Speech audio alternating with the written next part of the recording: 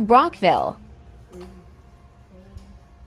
Brockville boasts Canada's first railway tunnel, which is 1/2 kilometer long. In 2021, it introduced a dynamic LED light show, which allows visitors to experience the underground tunnel in a whole new way. Known as the City of the 1,000 Islands, Brockville is located on the north shore of the St. Lawrence River. Brockville faces the village of Morristown, New York, on the south side of the river. Brockville is one of Ontario's oldest communities established by Loyalist settlers and is named after the British General Sir Isaac Brock. Tourist attractions in Brockville include the Brockville Tunnel, Fulford Place, and the Aquatarium, the 1,000 Islands, and Seaway Cruises. Company offers scenic cruises on the St. Lawrence River, departing from Brockville.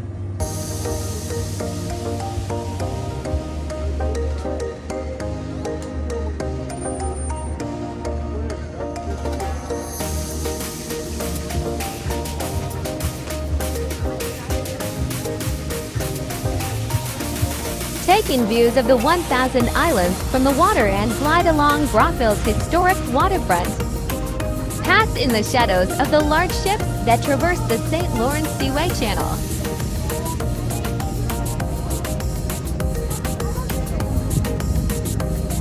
Where our journey will begin, but first, these short announcements about shipboard safety.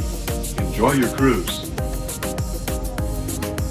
Au nom de Thousand Islands et de Seaway Cruises, votre capitaine et son équipage vous souhaitent la bienvenue à bord afin de découvrir aujourd'hui les célèbres Cast off from Brockville aboard a comfortable catamaran that is large enough to accommodate 120 passengers.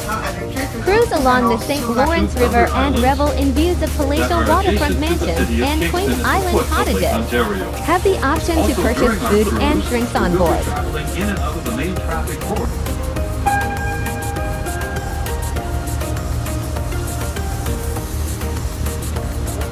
Coming up on our left, the boathouses on the waterfront there mark the beginning of Brockville's Millionaire's Row.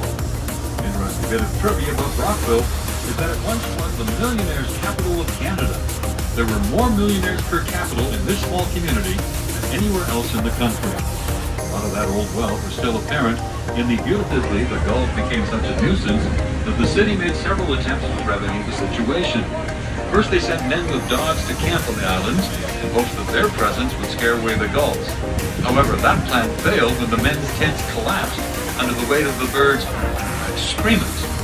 Later on, they released several families of raccoons on the islands, the theory at least being that the raccoons would feed on the seagulls' eggs and thereby control their population. However, the plan failed too, and the raccoons made a hasty retreat, pursued by thousands of feathery inhabitants. Nous allons maintenant passer entre les îles McNair et Murray Islands. Localement, les Three Sister Islands sont mieux connus sous le nom de Gull Islands. Son laveur bâtir en retraite étant poursuivi par des milliers d'habitants après.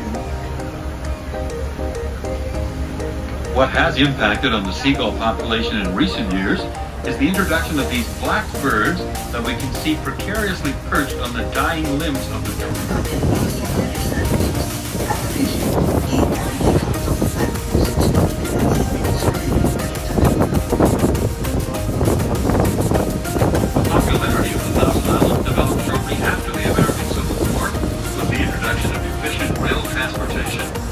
Americans and Canadians started to get Brock groups like Brockville itself are named for General Sir Isaac Brock, a prominent military and political figure during the War of 1812. He was victorious at the battles of Detroit and Queenston Heights near Niagara Falls, two battles which were instrumental in turning the tide of the war in favor of the British. Tragically, Brock was killed at the Battle of Queenston Heights in 1812. Shortly after that, Brockville acquired its present name.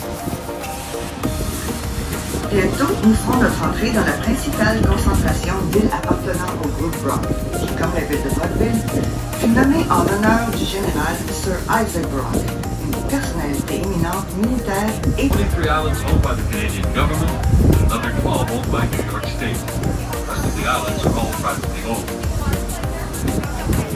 Cependant, en 1890, les Mississauga abandonnèrent les îles en faveur de règlements en espèces et les gouvernements les vendit à son tour.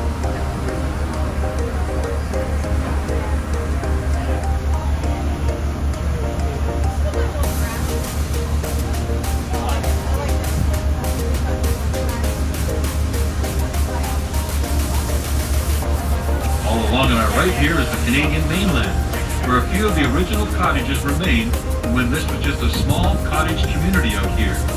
Case in point, that beautiful gingerbread cottage to our right. With the increasing value of waterfront property, most of the original cottages have long been razed to the ground in favor of year-long residences, new homes to many of Brockville's wealthier citizens. À notre droite, tout le long de la partie continentale canadienne, se dressent quelques chalets originaux datant.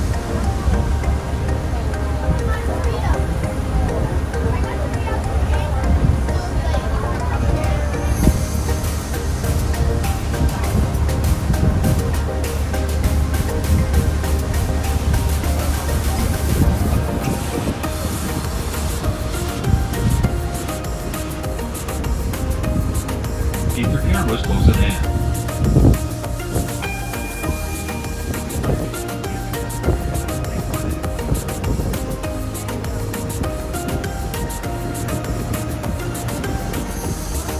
Le vieil édifice en pierre était anciennement une tannerie de l'entreprise Dana Shoe Leather Company, qui s'avère une marque de chaussures toujours populaire aujourd'hui. Next to Gilbert's, we see a large chimney with the letters B.Y. Brockville pendant l'effroyable épidémie de choléra qui frappa la ville. Today, Blockhouse Island is the hub of Brockville's tourism activity.